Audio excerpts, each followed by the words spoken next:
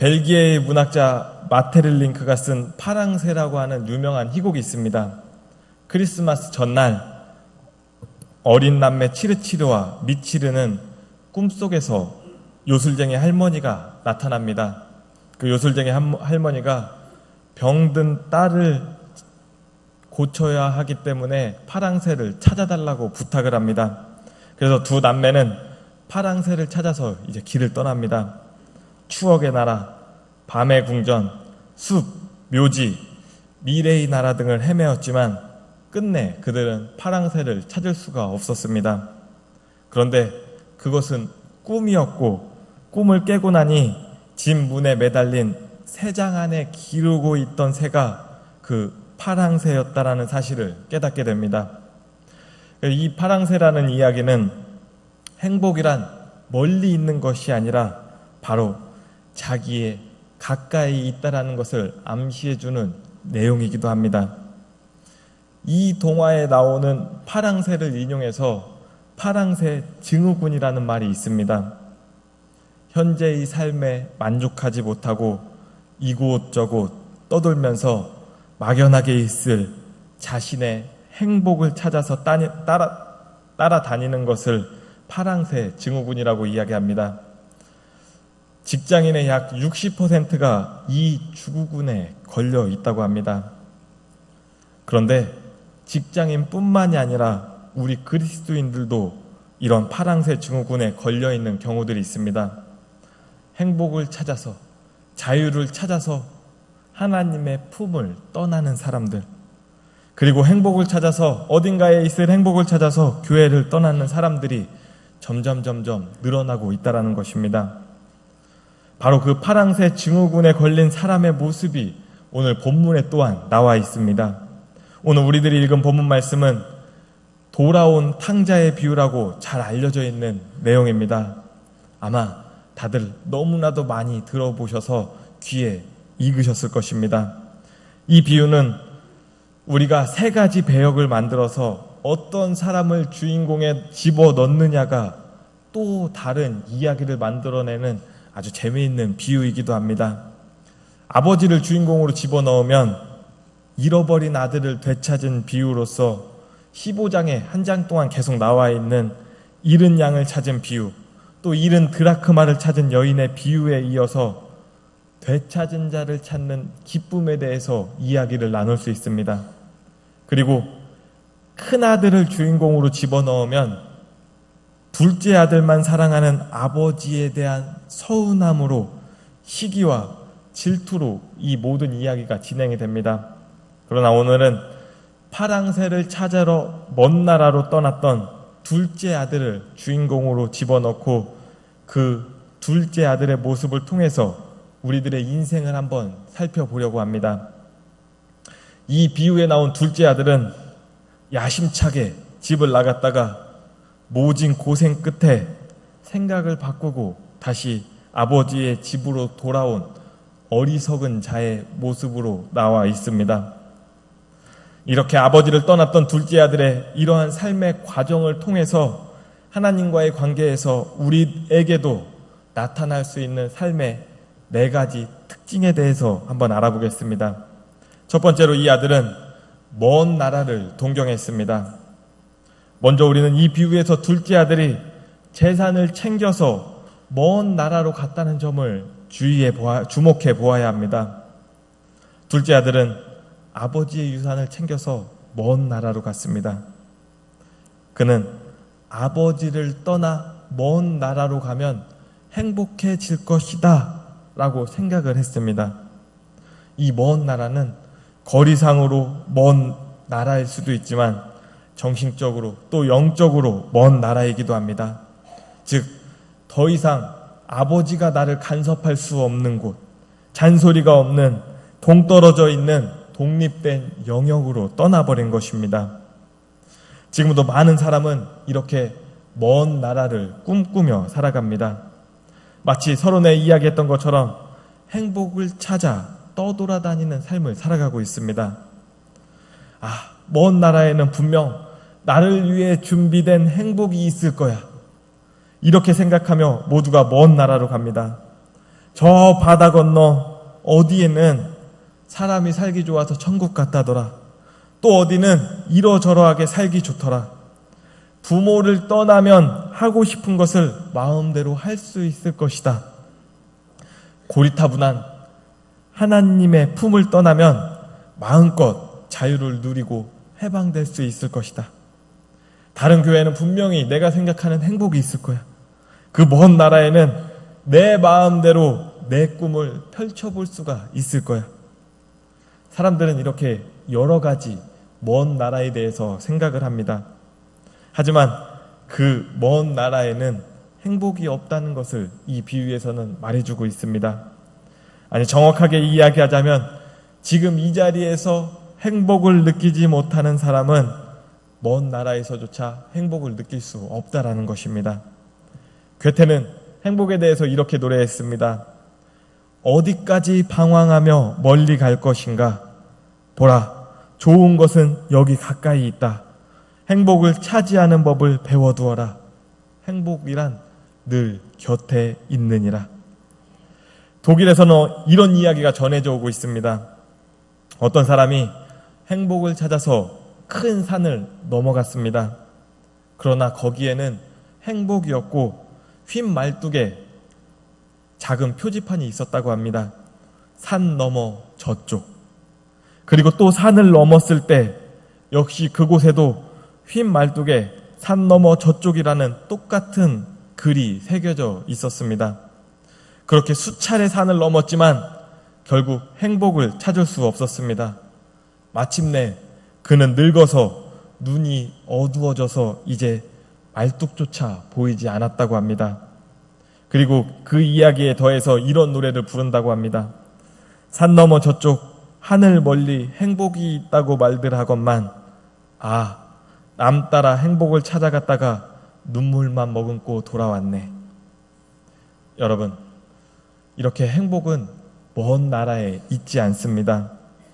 먼 나라, 먼 곳에서 먼 시간 후에 행복이 있을 것이다라고 생각하며 찾아가는 사람은 오늘 이 탕자처럼 후회하고 돌아올 것입니다. 하루는 새끼 강아지가 자기 꼬리를 뒤쫓고 있는 곳을 보고 어미개가 그 새끼 강아지에게 물었습니다. 얘야, 너는 왜 꼬리를 쫓고 있니? 그러자 강아지가 말했습니다. 엄마, 나는 방금 철학을 깨달았어요. 우리 개에게 제일 좋은 것은 행복이라는 것을요. 그래서 제가 그 행복이 어디에서 오는가 하고 살펴보았더니 그 행복은 내 꼬리에 있다는 걸 알았어요. 그래서 내 꼬리를 붙잡기 위해 뒤쫓고 있는 거예요. 나는 내 꼬리를 붙잡으면 행복해질 거예요. 그러자 어머니가 말했습니다. 나도 내 나름대로 우주 문제에 대해서 관심을 기울였단다. 나 역시 오랜 사색 후에 너와 똑같이 개에게 제일 중요한 것은 행복이고 그 행복이 꼬리에 있다는 것을 알았단다. 그러나 난 내 자신의 일을 열중했을 때, 최선을 다했을 때 그 꼬리는 자연히 따라오는 것이기 때문에 그것을 뒤쫓을 필요가 없다는 것을 알게 되었다. 여러분, 개들의 대화가 참 수준이 있죠. 이 이야기는 누구나 자신의 삶에 최선을 다하고 성실하면 행복은 자연히 따라오게 된다는 것을 우리들에게 가르쳐주고 있습니다. 이런 사실을 모르고 먼 나라만 동경하면서 애써 먼 나라에 가서 행복을 찾으려고 잡으려고 매달린다면 그 행복은 더욱 멀어진다는 것을 기억하시길 바랍니다. 행복은 내 곁에 있습니다. 내가 아버지 안에 있을 때, 지금 내가 이 자리에서 하나님과 함께하는 지금 이 시간, 이 자리에서 우리 신갈 장로교회 안에서 지금 우리 가족들과 지금 우리 이웃들 사이에서 이러한 행복을 발견할 수 있는 우리 모든 성도님들의 삶이 되시길 간절히 바랍니다. 두 번째로 이 아들의 삶에는 불행의 늪이 있었습니다. 탕자는 그렇게 해서 먼 나라로 갔는데 그 먼 나라에는 행복이 없고 불행의 늪이 있었습니다. 아버지의 품과 고향을 떠난 탕자는 그 불행의 늪에 빠지기 시작했습니다.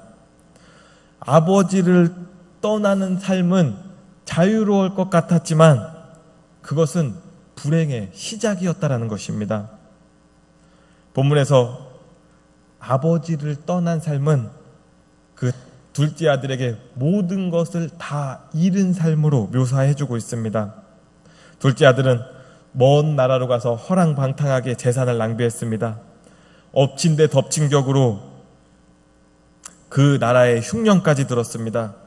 결국 그는 거지가 되었습니다. 먹을 게 하나도 없었어요. 그 먼 나라는 그러나 너무 냉정했습니다. 굶어 죽어가고 있는데 그를 도와주는 자가 아무도 없었습니다. 아버지를 떠난 그는 모든 것을 다 잃어버렸습니다. 모든 것을 다 얻을 것 같아서 먼 나라로 떠났는데 반대로 모든 것을 다 잃어버렸다는 것입니다. 돈도, 친구도, 자존감도, 기회도 모든 것이 순식간에 잃어버렸습니다. 여러분, 하나님 아버지를 떠난 자들의 삶은 이러합니다. 행복을 찾으려고 떠났지만 결코 행복할 수가 없습니다. 하나님을 떠난 자에게는 행복과 자유가 기다릴 것 같지만 그 속에 가려진 불행의 늪이 있다는 사실을 오늘 꼭 기억하시길 간절히 바랍니다. 그러므로 행여라도 하나님을 떠난, 아버지를 떠난 먼 나라를 동경해서는 안 됩니다.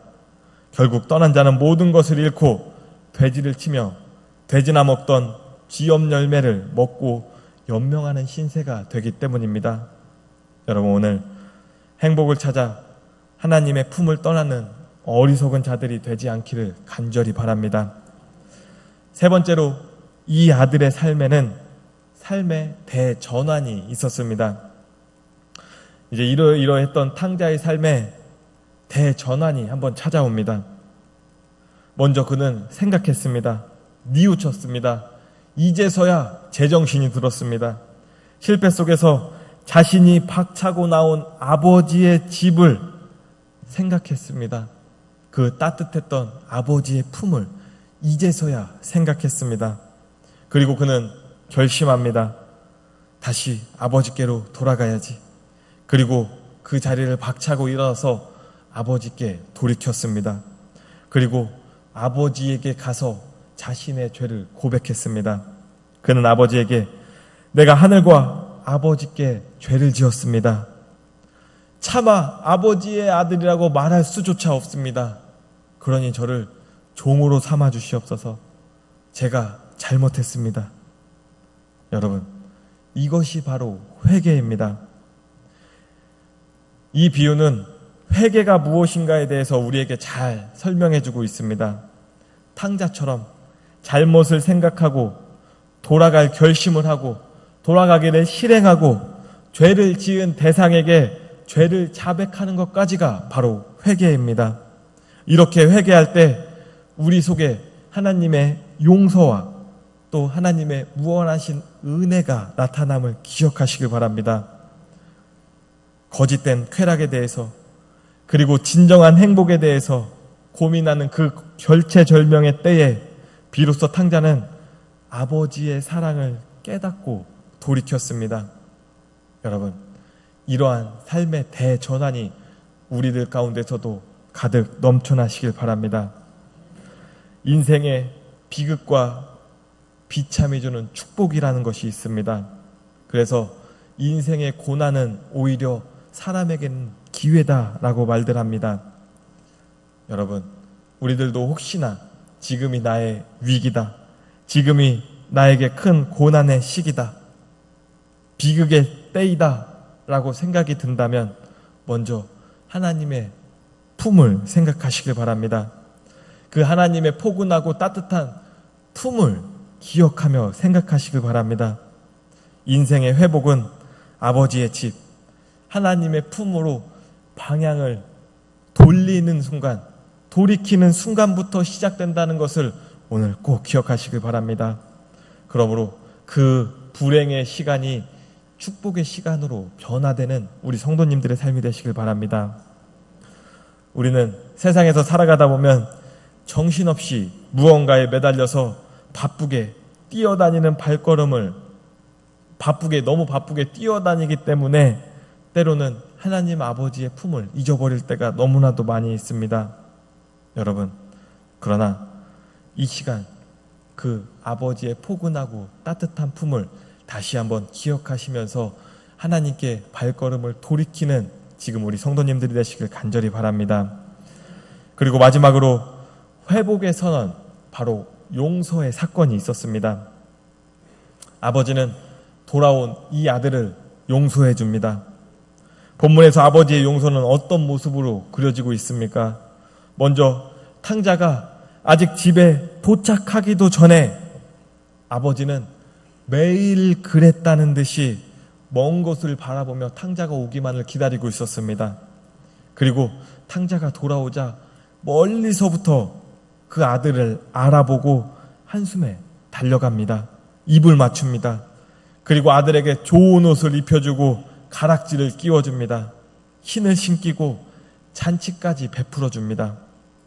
이렇게 아버지는 돌이켜오는 아들에게 아무 조건 없이 극진히 대접하고 맞이해 주었습니다. 24절 말씀을 보니 내 아들은 죽었다가 다시 살아났으며 내가 잃었다가 다시 얻었노라. 여러분, 회복을 선언했습니다. 하나님의 용서는 바로 이러합니다. 사람의 용서는 조건적이지만 하나님의 용서는 전혀 조건이라는 것이 없습니다. 19세기 잔느 교용이라고 불리는 한나 휘틀 스미스는 이런 이야기를 한 적이 있습니다. 자기가 강연하는 도중에 이런 이야기를 했습니다. 한 어린 소녀가 어린애다운 매우 솔직한 말투로 이런 감정을 내게 표현한 적이 있다. 하나님께서는 우리가 죄를 용서해달라고 구하기만 하면 즉시 용서해 주시나요? 나는 진지한 어조로 대답해 주었다. 물론이지. 잘못을 뉘우치면 즉시 용서해 주시고 말고. 정말 용서해 주시나요? 소녀가 의심스러운 듯 되물었다. 그럼 구하는 즉시 우리를 용서해 주시고 말고. 그러자 소녀는 이렇게 말을 했다. 나는 그것을 믿을 수가 없어요. 내 생각에는 하나님께서 먼저 이틀이나 사흘 정도 우리에게 죄스러운 느낌을 들게 만드신 다음 또 여러 번에 걸쳐 열심히 용서를 구하게 하실 것 같아요. 이 이야기를 한 후 휘틀 스미스는 이어서 이렇게 말을 했습니다. 소녀의 이 솔직한 말은 대부분 그리스도인들이 생각하고 있는 바를 말한 것이다. 죄보다 그리스도인들의 절망과 가책이 우리를 하나님에게서 멀어지도록 만드는 강력한 역할을 한다. 장난꾸러기 아이가 잘못을 저지른 후에 가책을 받고 실망한 나머지 어머니가 용서하실 것을 믿지 못하고 혼자서 괴로워한다면 그 어머니 마음이 얼마나 아프겠는가. 반대로 그 아이가 회개하면서 어머니께 달려와서 용서를 빈다면 어머니의 마음은 얼마나 행복할까. 하나님은 탕자의 아버지처럼 용서하신다.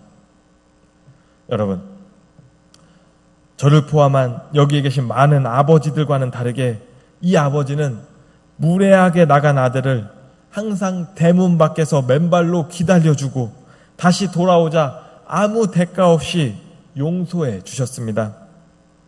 보통 아버지들은 어땠을까요? 기다림은커녕 아마 분해서 잠도 못 잤을 것입니다. 내가 그동안 쟤를 어떻게 키웠는데 이 은혜도 모르는 놈. 또한 다시 돌아왔을 때 어땠을 것 같습니까? 그만한 대가를 꼭 치르게 한다든지 아니면 평생 동안 두고두고 그 이야기를 할 것입니다. 그러나 여러분, 하나님은 인간을 용서하실 때 사람들처럼 지난 과거를 기억하거나 묻지 않으십니다.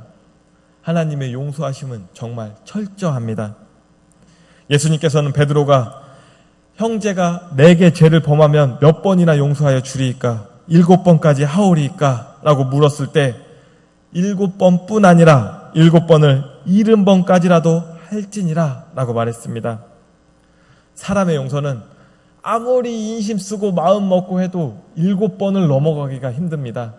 하지만 하나님이 하시는 용서는 70번씩 7번이나 할 수 있습니다. 여러분, 오늘 성령의 인도하심으로 하나님께 발걸음을 돌이키시고 또 발걸음을 돌이키실 때 하나님의 이 넉넉한 마음, 용서의 마음을 꼭 기억하고 확신하시길 간절히 바랍니다. 그 믿는 구석, 이 하나님의 넉넉한 마음, 용서하심을 알고 있어야지만이 우리가 발걸음을 쉽게 돌이킬 수 있습니다. 여러분, 세상은 우리를 자꾸만 먼 나라로 유혹합니다. 그러나 그 겉모습에 속지 마시길 바랍니다. 달콤한 말로 유혹의 손짓으로 부르는 그 소리에 현혹되면 안 됩니다. 행복의 파랑새는 하나님 아버지의 품에 있어야지만이 얻을 수 있다는 사실을 오늘 다시 한번 기억하시길 바랍니다. 아버지의 품 외에는 참된 안식은 없습니다. 요한복음 15장 4절에서 7절 말씀 우리 함께 같이 읽어볼까요? 내 안에 거하라. 나도 너희 안에 거하리라. 가지가 포도나무에 붙어있지 아니하면 스스로 열매를 맺을 수 없음같이 너희도 내 안에 있지 아니하면 그러하리라. 나는 포도나무요 너희는 가지라. 그가 내 안에 내가 그 안에 거하면 사람이 열매를 많이 맺나니 나를 떠나서는 너희가 아무것도 할 수 없습니다. 사람이 내 안에 거하지 아니하면 가지처럼 밖에 버려져 마르나니 사람들이 그것을 모아다가 불에 던져 사르느니라. 너희가 내 안에 거하고 내 말이 너희 안에 거하면 무엇이든지 원하는 대로 구하라. 그리하면 이루리라. 아멘. 여러분, 주님은 포도나무고 우리는 가지입니다. 가지는 오직 포도나무에 붙어 있어야지만이 살아갈 수 있습니다. 가지는 포도나무에 붙어 있을 때 가장 행복하고 가장 자신이 주어진 역할을 잘 감당할 수 있음을 오늘 기억하시길 간절히 바랍니다. 오늘 어떠한 일이 있든 어떠한 유혹이 우리들을 먼 나라로 부르고 파랑새를 찾아 헤매게 하더라도 먼저 하나님을 기억하고 하나님께 우리들의 삶의 방향을 돌이킬 수 있는 우리 모든 성도님들이 되시길 간절히 바랍니다. 같이 기도하시겠습니다. 사랑의 주님, 오늘도 주님의 품에서 살아가게 하시니 정말 감사합니다. 세상에서 오는 쾌락과 자유로움의 유혹 가운데서도 언제나 주님께 속함이 더욱더 우리들에게는 큰 기쁨이 되게 하여 주시옵소서. 우리들의 평범한 일상 가운데서도 하나님과 함께 있음에 언제나 행복하고 감사하는 우리들의 삶이 되게 하여 주시옵소서. 예수님의 이름으로 기도합니다. 아멘.